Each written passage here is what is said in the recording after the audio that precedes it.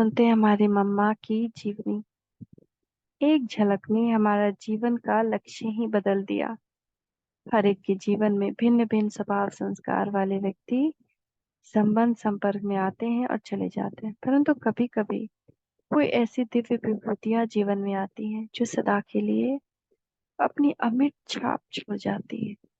ऐसे ही सन 1964 में मातेश्वरी जी हमारे जीवन में आए और सदा के लिए अपना बना गए।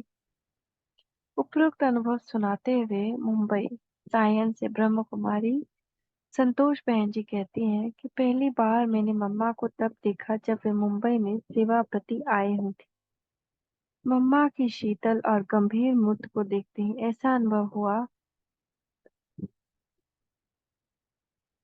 कि हम साक्षात सरस्वती देवी को देख रहे हैं। मेरा तो यही अनुभव रहा कि मम्मा की एक झलक ने हमारे जीवन के लक्ष्य को ही बदल दिया। ऐसा लगा कि बनना है तो मम्मा के समान बनना है, जीना है तो विश्व सेवा के लिए जीना है।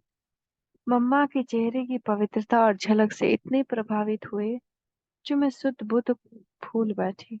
मम्मा के मधुर बोल ने मुझे होश में लाया कि संतोष सिर्फ नाम नहीं परंतु बहुत बड़ा गुण तथा खजाना है जिसे आप परमात्मा द्वारा पा सकते हो। लौकिक माँ ने मेरे शरीर का नाम संतोष रखा, परंतु अलौकिक माँ ने मुझे आत्मा को संतुष्टता का वरदान देकर संतुष्ट मणि बना दिया। परम त्यागी परम तपस्वी। मम्मा को देखने से ही तपस्या और त्याग की मुक्ति का अनुभव होता था।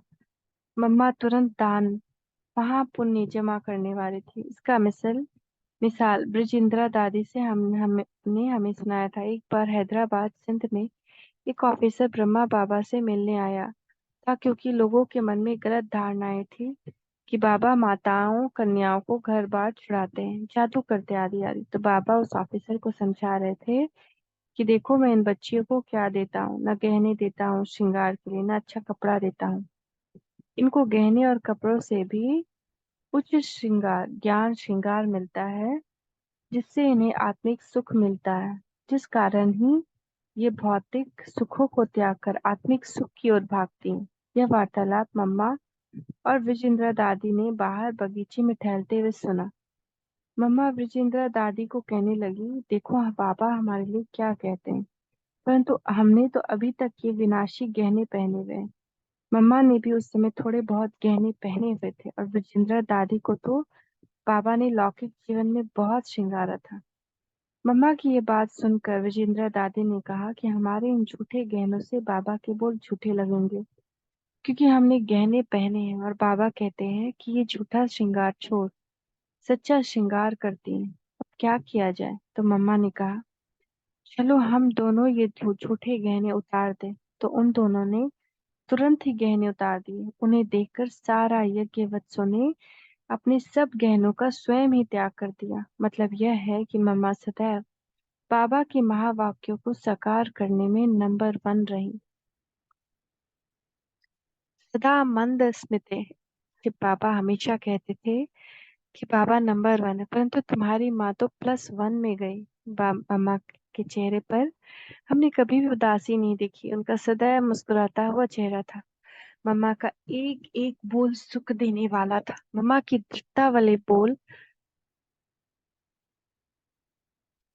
सदैव औरों को भी दृढ़ संकल्पधारी बनाते थे। मम्मा की दृष्टि पाते ही कईयों को अशरीरीपन का अनुभव होता था। मम्मा की शीतल गोद जन्म जन्मांतर के विकारों की तपत बुझाने वाली थी। अनोखा अनुभव होता था। मम्मा बाबा को फॉलो करने में नंबर 1 थी, इसीलिए बाबा की सारी दिनचर्या सवेरे से लेकर रात तक कैसे चलती थी उसको सुनकर फॉलो करते थे।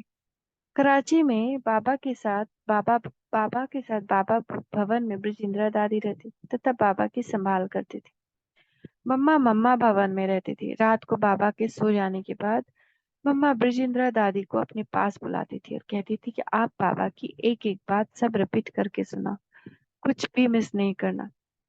खुली छत पर बैठकर ये दोनों बाबा की बातें करते थे और सवेरे उठने का गीत जाग सजनिया जाग बजता था तब रुजिंद्रा दादी बाबा भवन जाती थी। इस प्रकार मम्मा बाबा की दिनचर्या सुनकर उसे फॉलो करती थी और सारी रात जाकर तपस्या करती थी। मधुबन में मम्मा जब बाबा द्वारा मुरली सुनती थी तो ऐसा महसूस होता था जैसे कि चातक पक्षी बरसात की एक एक बूंद को मोती बनाने के लिए इंतजार कर रहा है।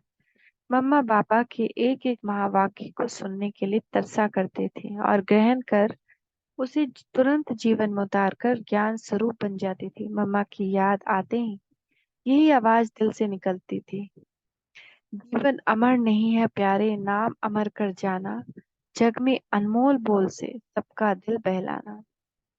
वाह मम्मा वाह, हमें भी मम्मा जैसा बन जाना चाहिए, अब और देर नहीं। ओम शांति, ओम शांति, ओम शांति।